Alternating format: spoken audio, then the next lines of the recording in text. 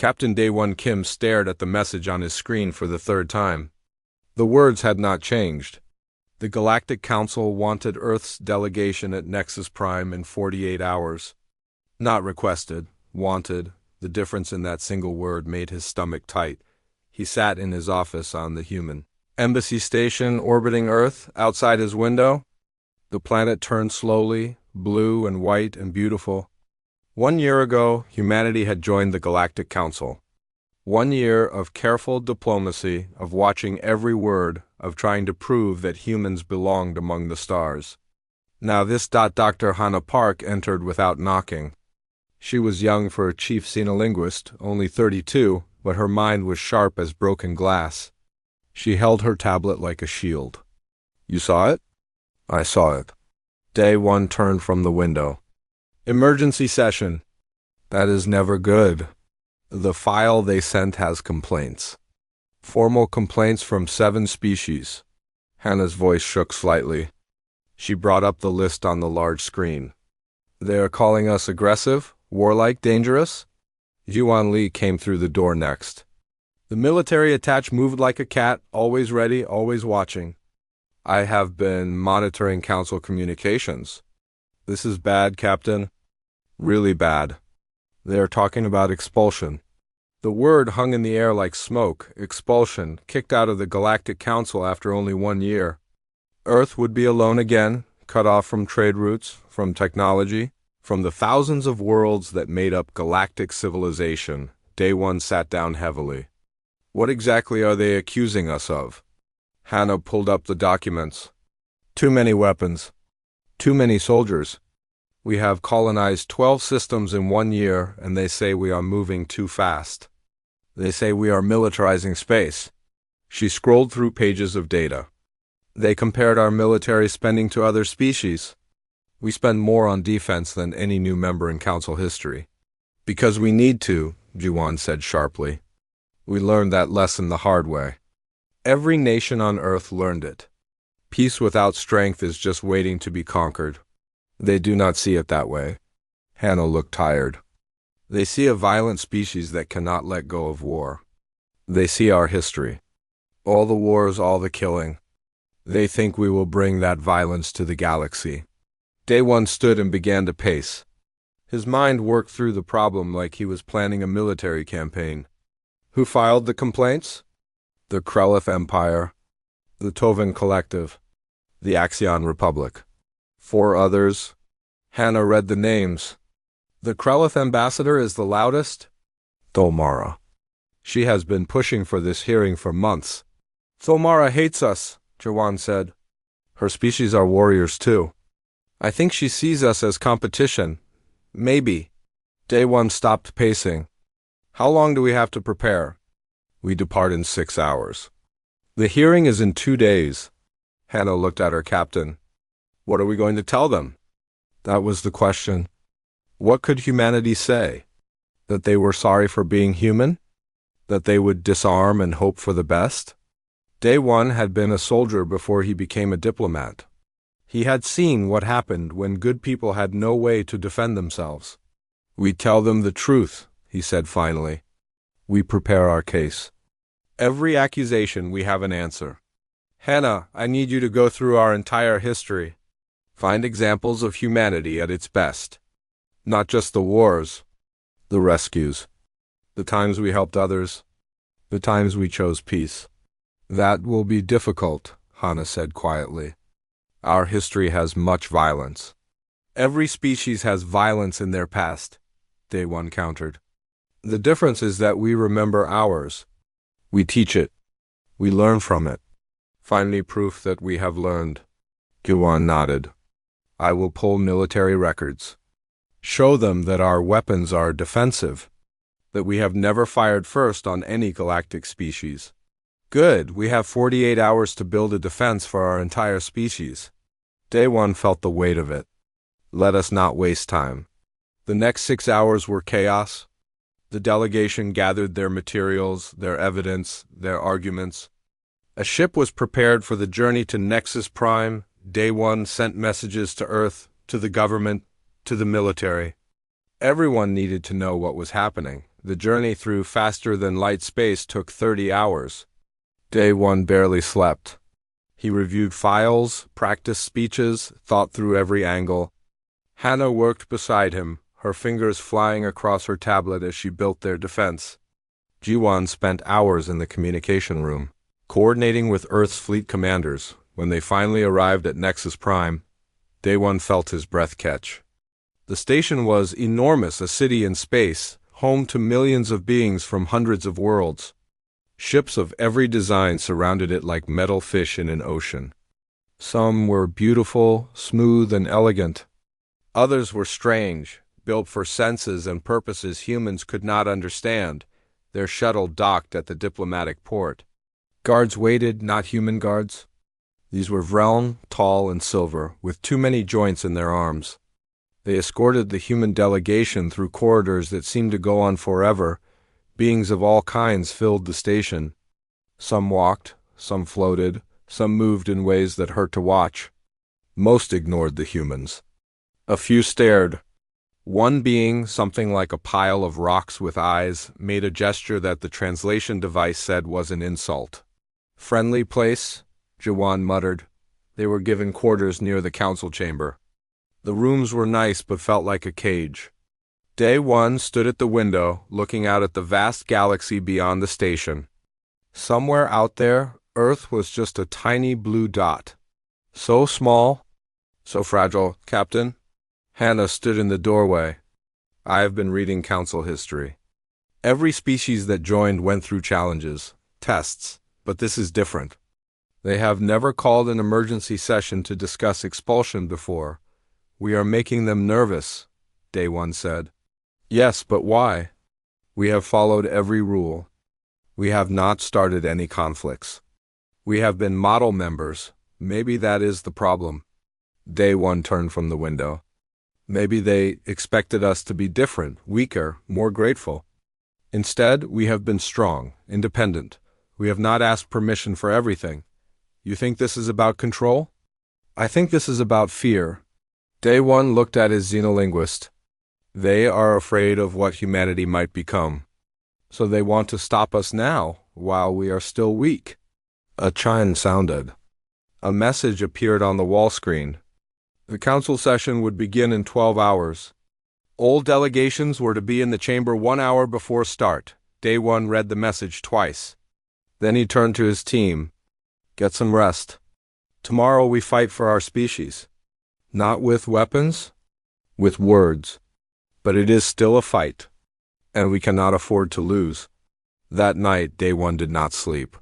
He stood at the window, watching the stars, thinking about Earth, thinking about all the humans who did not know their future hung by a thread, thinking about what he would say when he stood before the council. He thought about his grandfather, who had fought in a war before humanity reached the stars. The old man had told him once, "We fight not because we love war, but because we love what war threatens to destroy."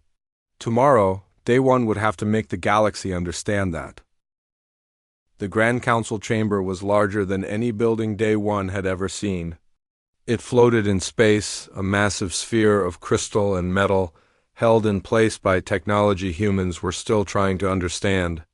Inside, the chamber rose up and up, with seats arranged in circles that climbed toward the ceiling like an ancient amphitheater. 847 species had seats in this chamber. Day 1 could see them all as he walked to the center platform. Beings of every shape. Some had faces, some did not. Some breathed air, others floated in tanks of liquid. Some were single creatures, others were hive minds that spoke with one voice from many bodies. All of them were watching the humans. The platform in the center was small, just large enough for the 3 human delegates.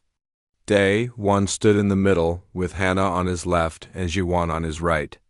Above them, the High Archon Velmorek sat on the highest seat. He was old, ancient even by galactic standards. His species looked like enormous insects with multiple eyes and clicking mandibles. He had led the council for 300 years. A chime rang through the chamber. Velmorex raised one long limb. This emergency session is now open. We gathered to discuss the matter of humanity. From one of the lower circles, a reptilian being stood. Counselor Rixthar was green and scaled, with yellow eyes that never blinked. His voice came through the translation systems in every delegate's mind. High Archon, honored members. I come before you today to present evidence of a growing threat. The species known as humanity has been among us for 1 standard year.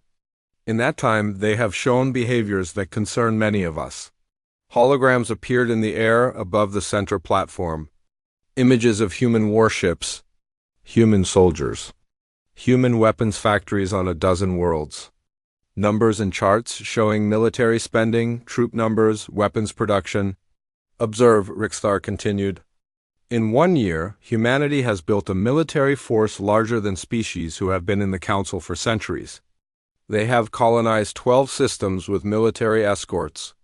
Every human colony has defensive weapons. Every human ship is armed. They say this is for protection, but we ask, protection from what? There are no threats in Council space. Murmurs ran through the chamber. Day One felt G1 tense beside him. He put a hand on his attache's arm. Not yet. Let them speak first. More holograms appeared. These showed Earth's history. Wars between nations. The world wars that killed millions. Nuclear weapons. Cities burning. The images were brutal and hard to watch.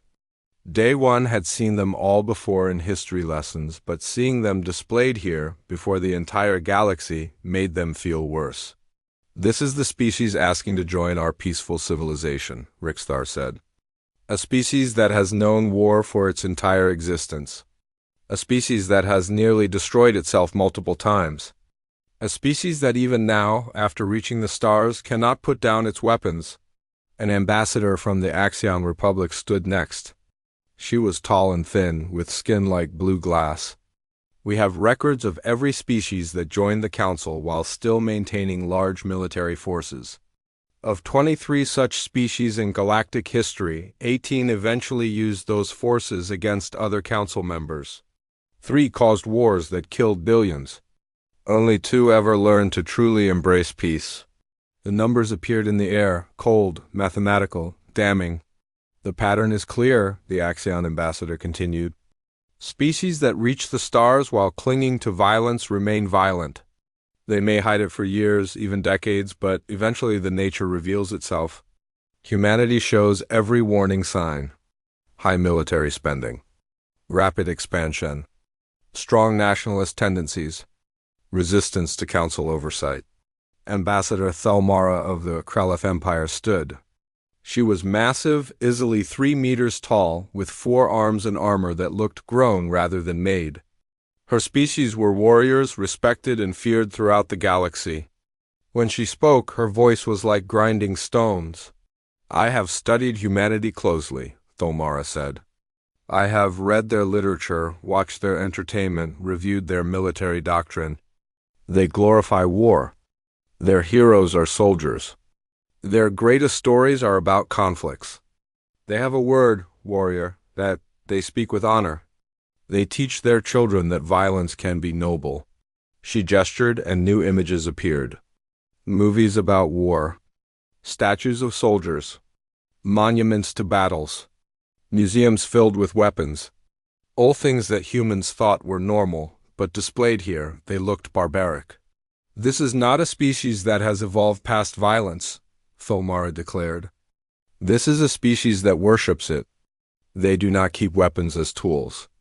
They keep weapons as symbols of identity. Ask any human soldier what they are, and they will say, I am a soldier, before they say, I am a person. Their entire culture is built on conflict. Day One felt anger rise in his chest. Thelmara was not completely wrong, but she was missing the point entirely. She saw the surface, but not the depth. She saw the weapons, but not the reason for them. More speakers stood. One after another, they presented their cases. Statistics about human aggression. Psychological studies suggesting humans had stronger violent impulses than most species. Historical analysis comparing humanity to failed species that destroyed themselves or had to be forcefully disarmed by the Council. Through it all, Day One stood silent. He had been instructed not to interrupt. The Council would hear all accusations first, then give humanity time to respond? But it was hard to stand there and listen to his entire species being called monsters. Hannah was taking notes on her tablet, her fingers shaking slightly. Jiwon's jaw was clenched so tight Day One thought he might crack his teeth. But they both stayed quiet. Finally, after 2 hours of accusations, Rikstar stood again. We do not present this evidence with joy. Many of us hoped humanity would prove different. But hope is not policy. Safety is not built on wishes. We ask the Council to vote on expulsion. Remove humanity from Council membership before they become the threat we all know they will be. The chamber erupted. Some delegates cheered. Others shouted disagreement. Arguments broke out in a dozen languages that the translation system struggled to keep up with. Velmorex raised all his limbs and the chamber fell silent again. Before we vote, the High Archon said slowly, humanity will have the chance to respond. This is Council law. Every accused has the right to defense. Rikstar nodded. Of course. Though I wonder what defense they can offer against their own history. Velmorex turned his many eyes toward Day One. Captain Kim, you have heard the accusations against your species. You will have 1 full day to prepare your response. Tomorrow, at this same time, you will speak for humanity. I suggest you use the time wisely. He struck a crystal chime. This session is adjourned until tomorrow. The delegates began to file out. Some looked at the human delegation with pity, others with contempt. A few looked curious, as if they actually wanted to hear what Day One would say. As the chamber emptied, Day One stood on the platform looking up at the empty seats. Tomorrow he would stand here again. Tomorrow he would have to defend not just Earth's Council membership, but humanity's right to exist as they were. We are in trouble, Jiwon said quietly. Yes, Day One agreed. But we knew that already. Hannah looked up from her tablet. Her eyes were red. Captain, I watched every delegate. I counted votes. If the vote happened today, we would lose. Badly, maybe 70% would vote for expulsion. Day One nodded. He had expected as much. Then we have 1 day to change their minds. How? Hannah's voice broke slightly. How do we defend against the truth?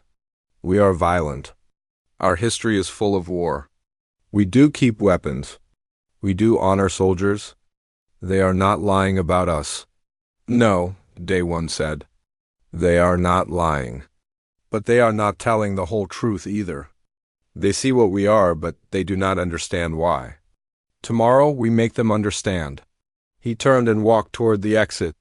His team followed. They had 1 day to save their species.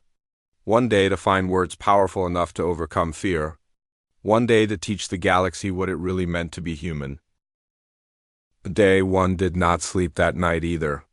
Neither did Hana or Jiwon. They worked in their quarters, surrounded by screens and files and half-empty cups of coffee. The clock counted down the hours until they would face the Council again. I found something, Hannah said around 3 in the morning. She looked exhausted but excited. Look at this. Council Historical Archives. I got access because of the trial. She threw a file onto the main screen. It was old, written in a language the translation system took a moment to process. This is from the realm when they first joined the Council, 500 years ago. Look at their admission records. Day One read the document. His eyes went wide. They had wars too? Multiple global conflicts. They nearly destroyed their planet with biological weapons. Yes, and here the Toven Collective. The same ones accusing us now. Hannah pulled up more files. They had a period called the 1,000 Years of Blood, clan wars that killed billions. They only stopped when one clan developed weapons so terrible that using them would have ended all life on their world. They are hypocrites, Jiwon said. No, Day One shook his head slowly. They are forgetful. Or maybe they want to forget. They got past their violence and now they pretend it never existed. But it did. Every species in that chamber has blood in their past. Then that is our defense, Hannah said. We show them they are judging us for things they did too. Maybe. Day One thought about it. But it is more than that. The difference is that we remember, we teach our children about our wars. We build monuments to our mistakes. We make sure we never forget what we are capable of. A young woman named Yoonji Nam came running into the room. She was an aide, barely 25, but brilliant with data systems. Captain, I found something else. In the protected archives. Look at this. She pulled up a file marked with the highest security clearance. I should not have access to this. But the trial opened some pathways and I followed them.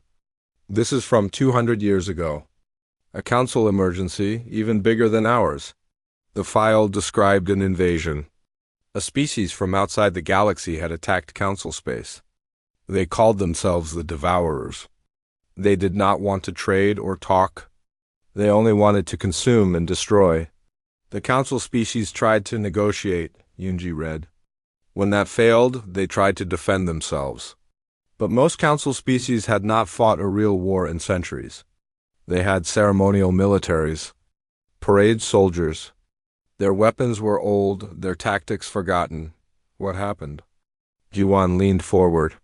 They were losing badly, entire worlds fell. Millions died. The council was going to collapse.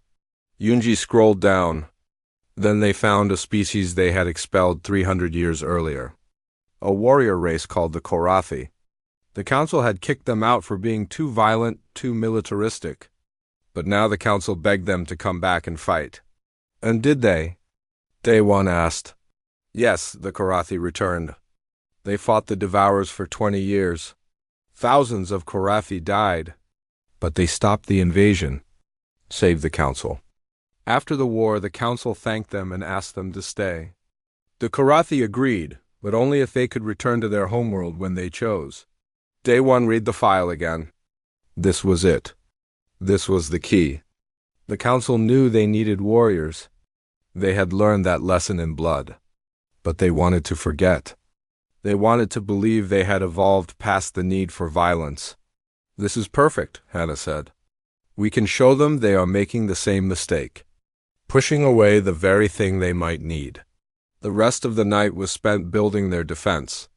Not just showing humanity's good deeds, but explaining why humans were the way they were, why they kept weapons, why they honored soldiers, why violence was a tool they controlled instead of a curse they suffered. When morning came, Daewon had his speech ready. He had practiced it a dozen times. Now he just had to hope the council would listen. The chamber was full again. Every delegate in their seat. The same hostile faces, the same distrustful eyes. Daewon walked to the center platform with his head high. He wore his uniform, the one from his military service. He wanted them to see exactly what he was. Velmorek signaled the start. Captain Kim, you may present humanity's defense. Daewon took a breath. Thank you, High Archon. Honored delegates. You have accused my species of being violent. You are right. You have accused us of keeping too many weapons. Also right. You say we honor warriors and teach our children about war. Correct again. Murmurs ran through the chamber. They had expected denial, not agreement. But you do not understand why, Daewon continued. You see our weapons and think we love violence. You see our soldiers and think we worship war. You are wrong about that. Let me tell you what we really are. He gestured and holograms appeared. But these were different from the ones Rikstar had shown. These showed humans helping others. Disaster relief after earthquakes. Rescue missions in space. Human doctors working on alien worlds. Human engineers building schools for species that had lost everything to famine. We remember our violence because we never want to forget what it costs. Every monument to war on Earth has names. Millions of names. We make our children read those names. We make them understand that every war, even the ones we had to fight, was a tragedy. We do not glorify war. We remember its price. More images. The Berlin airlift. Humans flying food to people who had been their enemies just years before. The International Space Station, built by nations that had pointed nuclear weapons at each other. Humans reaching across borders, across old hatreds to build something together. Jiwan stepped forward. You say we have too many weapons. But we have never fired first on any council species. Our weapons point outward, at the darkness, not inward at our neighbors. We build warships not because we want to conquer, but because we learned what happens when good people have no way to protect themselves. He showed military records. Human ships responding to pirate attacks on alien vessels. Human soldiers serving as peacekeepers in neutral zones. Human weapons used only in defense, never in aggression. We maintain our military because we know the galaxy is not as peaceful as you want to believe, Jiwan said. There are pirates in the outer systems. There are raiders. There are threats. We keep weapons so we can protect not just ourselves, but anyone who needs help. Then Hannah took her turn. She spoke softly, but her words carried through the chamber. You judge us for being violent. But violence is not evil in itself. Fire can burn down a forest or keep a family warm. A knife can kill or save a life in surgery. Violence is a tool. What matters is who holds it and why. She showed psychological studies. Humans had the capacity for terrible cruelty, yes, but they also had enormous capacity for compassion, often in the same person. A soldier who fought in war could come home and be a gentle parent. A warrior could be a poet. A fighter could be a healer. This is what makes humans different, Hannah said. We contain both. We know what we are capable of in darkness, which makes us treasure the light even more. We can be violent, so we choose mercy. We can destroy, so we choose to build. That choice, made every day by billions of humans, is what defines us. Day one took control again. You want to expel us because you fear what we might become. I understand that fear, but I ask you to remember your own history. Every species in this chamber was violent once. You learned to control it. You evolved. But you also forgot something important. He pulled up Yunji's discovery. The Devourer invasion. The Korathi warriors. The chamber went silent as delegates remembered or learned for the first time about how close the council had come to destruction. The galaxy needs gardeners and artists, Day One said. It needs philosophers and scientists. But it also needs those willing to stand in the dark places. Those willing to carry weapons so others do not have to. Those willing to remember violence so others can forget it. He looked up at Velmorex. You are not judging whether humanity is violent. You are judging whether the galaxy needs humanity's kind of violence. And I say yes. You need us. Not because we love war, but because we understand it. Not because we want to fight, but because we know how when we must. Not because we are monsters, but because we know monsters exist, and someone has to stand against them. The chamber was silent. Day One could see delegates looking at each other, uncertain now. His words had struck something. The silence in the chamber stretched. Day One stood on the center platform, his speech finished, waiting for judgment. Around him, 847 species watched and thought and whispered among themselves. Then Velmorex rose from his seat. The High Archon moved slowly, his ancient body creaking. Every eye turned to him. When he spoke, his voice filled every mind in the chamber through the translation systems. I have led this council for 300 years, he said. I have seen 112 species join our ranks. I have watched the galaxy grow and change. I have made many decisions, some good, some poor, but I have never seen a species quite like humanity. He paused, his many eyes focusing on Day One. You are difficult. You question our rules. You push against our traditions. When we tell you to slow down, you speed up. When we suggest caution, you leap forward. You make us uncomfortable. Day One felt his heart sink. This sounded like the beginning of expulsion. But, Velmorex continued, I have been watching humanity carefully. More carefully than you know. I have seen things that the accusers did not mention. I have seen your colonists break quarantine laws to rescue a stranded Krelith science team, risking their own lives for strangers. I have seen your doctors volunteer to fight diseases on worlds not your own. I have seen your engineers give away technologies you could have sold, simply because others needed them. The High Archon began to move down from his high seat, descending the levels of the chamber. This was unusual. Leaders rarely left their positions during sessions. Delegates shifted nervously. I have also been reviewing our own history, Velmorek said.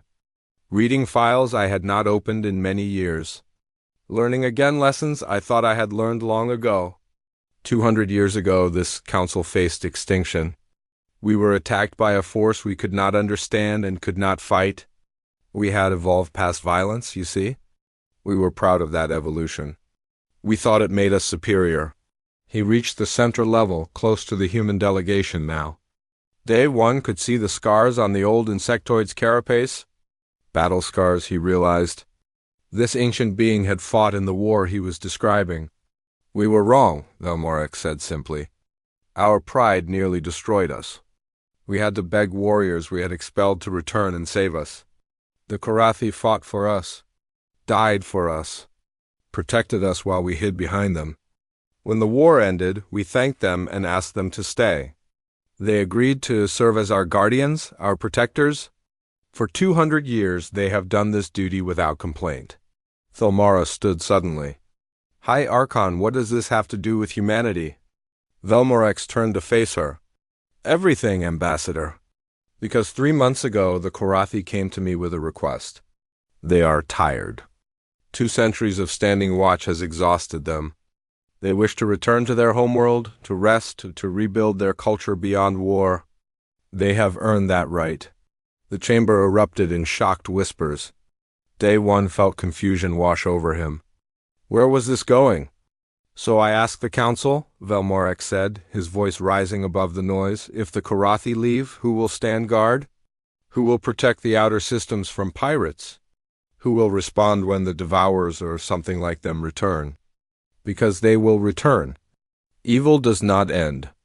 Threats do not disappear simply because we wish them to. He turned in a slow circle, looking at all the delegates. The Tovin Collective? Your last military exercise was 50 years ago, and it was a disaster. The Axion Republic? You have 12 warships for 300 systems. The Vrone? You have no military at all, only police. The Krelith? He looked at Thulmara. Your warriors are honorable, but there are too few of you to guard an entire galaxy. Velmorek stopped, facing Day One again. So, I return to my question about humanity. Captain Kim made a strong speech.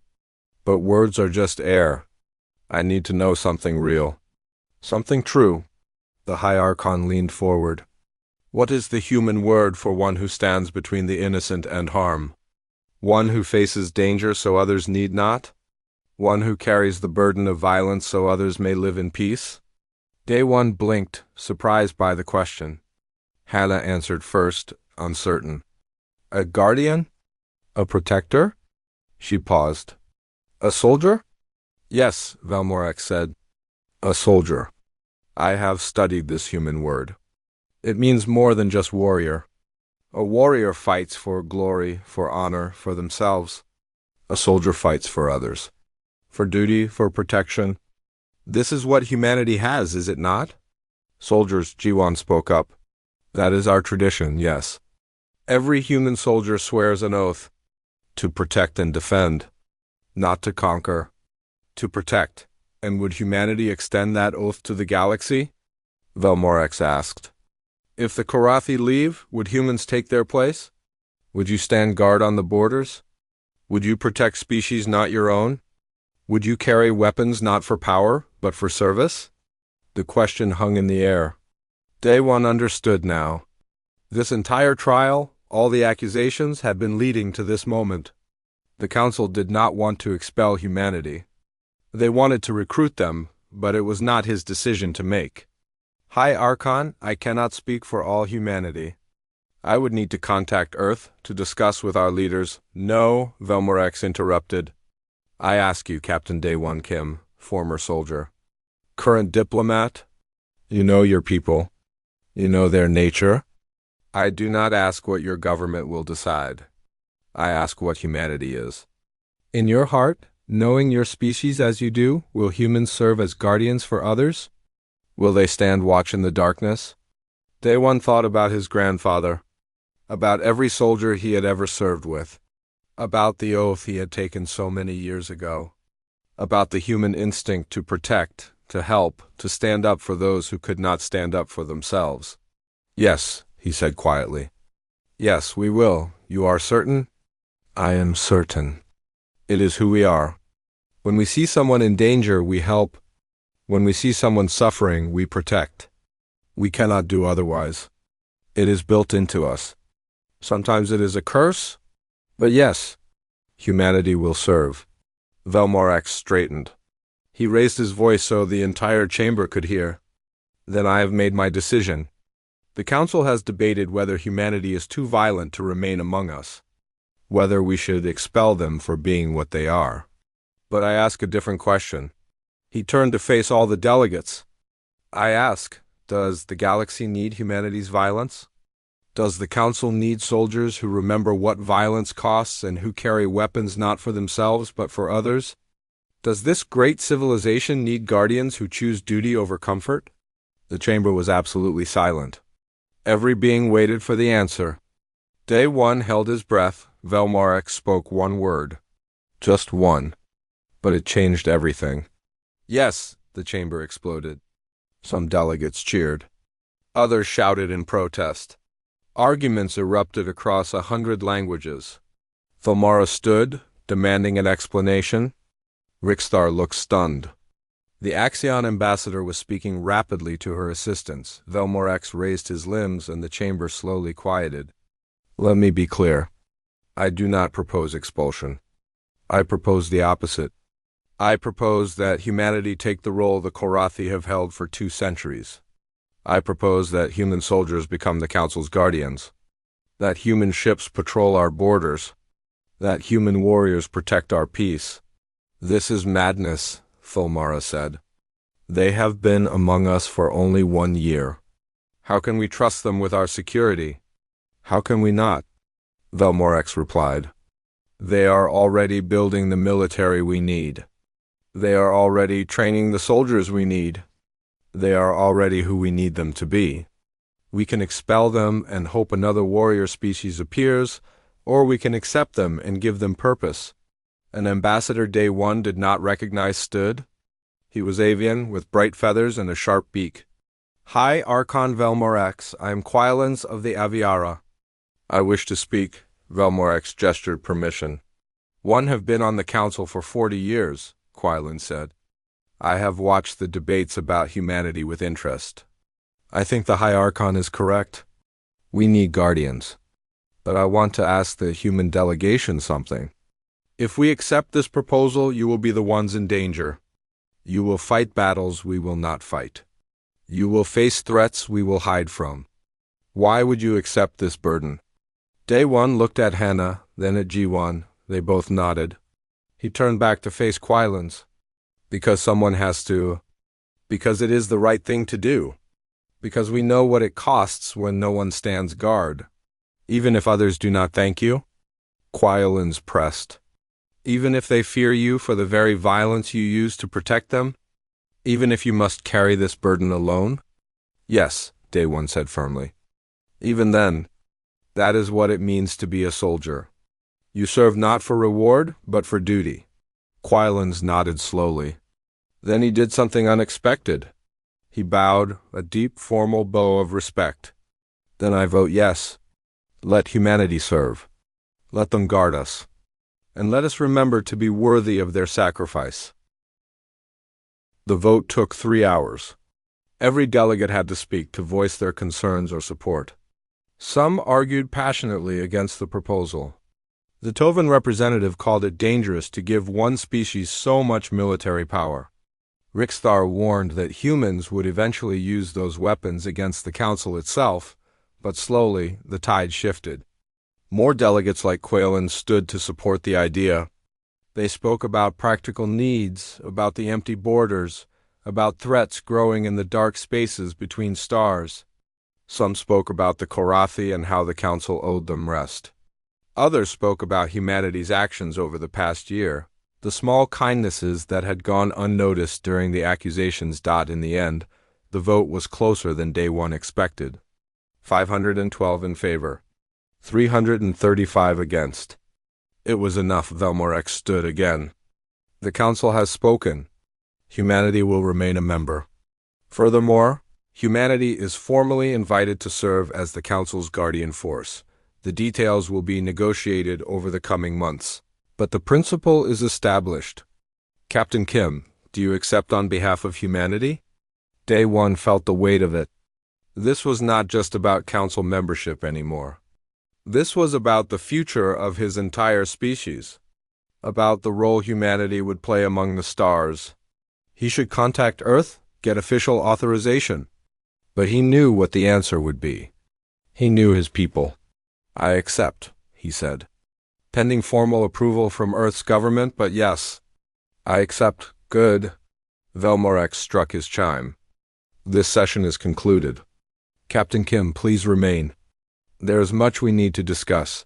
The delegates began to file out. Some stopped to congratulate Day One. Others avoided his eyes. Thulmara left without a word, but Day One saw something in her expression. Not quite respect, but perhaps recognition. A warrior acknowledging another warrior. When the chamber was nearly empty, Velmorek descended to the center platform. With him came several other beings, including representatives of the Korathi. Day One had seen images of them but never met them in person. They were tall and broad, with 4 arms and skin that seemed to shift between gray and blue. Their eyes were kind despite their martial bearing. Captain Kim, Velmorek said. Meet War Master Korath Tel of the Korathi. The Korathi leader bowed. Day One returned it. It is an honor, War Master. The honor is mine, Korath Tel said. His voice was deep and warm. I have been watching humanity. I see much of my own people in you. The way you hold yourselves. The way you speak of duty.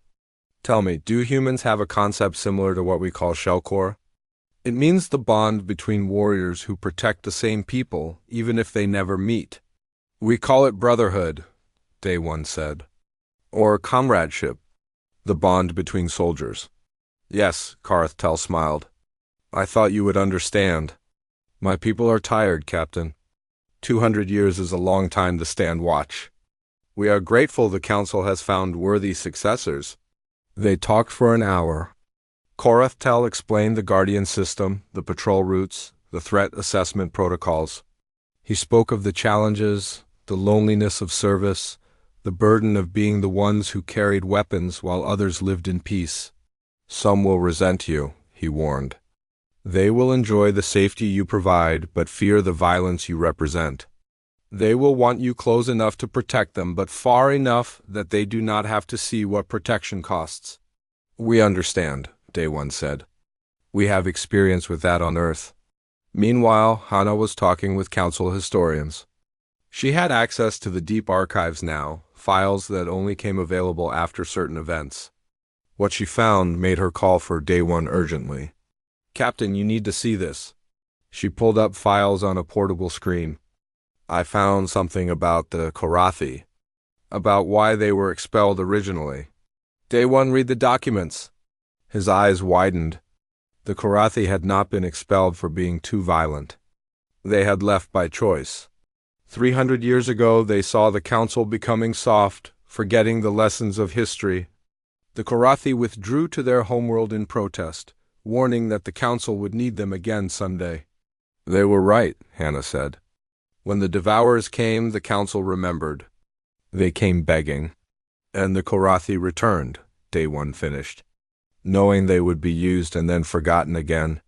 They came anyway because it was right. But there was more. As an archaeologist named Kyung-Soo Han had been studying ancient galactic history, he sent an urgent message to the delegation. When Day One called him back, the scientist was almost trembling with excitement. Captain, I found something incredible. In the deep archives, there are records of extinct species. Dozens of them. Most destroyed themselves before reaching the stars. But a few made it to space, served the ancient councils, then vanished from the records. Kyung-soo pulled up an image. This species called themselves the Telshara. They existed 2 million years ago. Look at their social structure. Look at their values. Day one studied the information. The Telshara had emphasized community bonds, loyalty, duty to the group over the individual.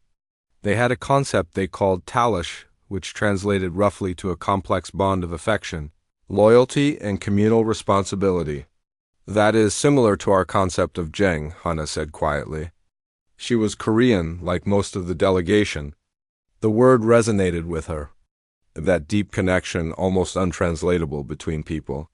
Exactly, Kyung-soo said. And the Telshara were warriors too. They served as guardians for the ancient council for thousands of years. Then they just disappeared from the records. No one knows what happened to them. What are you saying? Day one asked. I am saying humanity is not unique. Other species like us have existed. Warriors with hearts.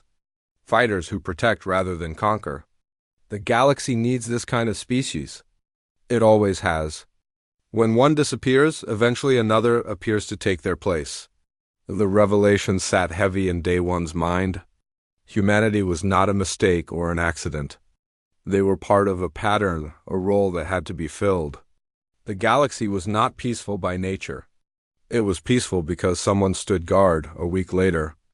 Admiral Somenbeek arrived at Nexus Prime with the first official Guardian fleet, 12 human warships. Crewed by volunteers who had heard about the Council's offer and jumped at the chance to serve. They would begin patrols immediately, working alongside the remaining Korathi until the full transition was complete. Day one stood with Hannah and Jiwon at an observation deck, watching the ships move into formation. They looked small against the vastness of space, but they were there. Humanity's promise made real? Do you think we made the right choice? Hannah asked. Accepting this burden? I think we made the only choice we could, Day One said. We are what we are. The galaxy needs what we are. How could we say no? Guwon grunted. Some people back on Earth are not happy. They say we are letting ourselves be used, that we will fight and die for species that look down on us. Maybe, Day One acknowledged. But that is not why we do it. We do it because it is right. Because someone has to. Because if not us, then who? Dr. Hannah Park started an academy soon after. It was designed to train both humans and aliens in what she called protective diplomacy. The art of using minimum force for maximum protection. The philosophy of the warrior who serves rather than rules. Students came from dozens of species, learning from human instructors who had served in Earth's militaries. G1 Lee headed a tactical integration program. Human battle strategies combined with alien technologies created new approaches to defense. He worked with Korathi advisors, learning from their 2 centuries of experience while adding human innovation and adaptability. Captain Day One Kim returned to Earth briefly. He was celebrated as a hero, the man who saved humanity's place in the Council. But the praise made him uncomfortable. He had not saved humanity. He had committed them to a long road of service and sacrifice. At a ceremony in his honor, a young cadet approached him. She was barely 18, fresh from basic training, excited to join the Guardian fleet. Captain Kim, my instructors say you stood before the entire Galactic Council. That you convinced them humanity deserved to be there. Is that true? Day One thought about how to answer. I stood before them, yes. But I did not convince them of anything. I just helped them see what they already knew. That the galaxy needs guardians? That peace requires protection. That someone has to stand in the dark. And we chose to be that someone? The cadet asked. We did not choose it, Day One corrected gently. It chose us. This is who we are. We can no more refuse this duty than we can stop breathing. It is built into humanity. We see someone in danger, we help. We see someone suffering, we protect. It is our nature. Day One looked up at the sky. Somewhere up there, human ships were already on patrol. Human soldiers were already standing watch. Human lives were already being spent to protect others. Always, he said. Then, quietly, only Hana heard him add, as long as we remember why we fight, as long as we protect without conquering, as long as we carry weapons as tools, not as symbols of power, as long as we remain soldiers, not warlords. Hannah nodded. That was the razor's edge humanity would have to walk. The fine line between guardian and tyrant, between protector and oppressor. It would be hard. Some humans would fail. Some would forget why they served and seek power instead. But if enough remembered, if enough held true to the oath, then humanity could do this.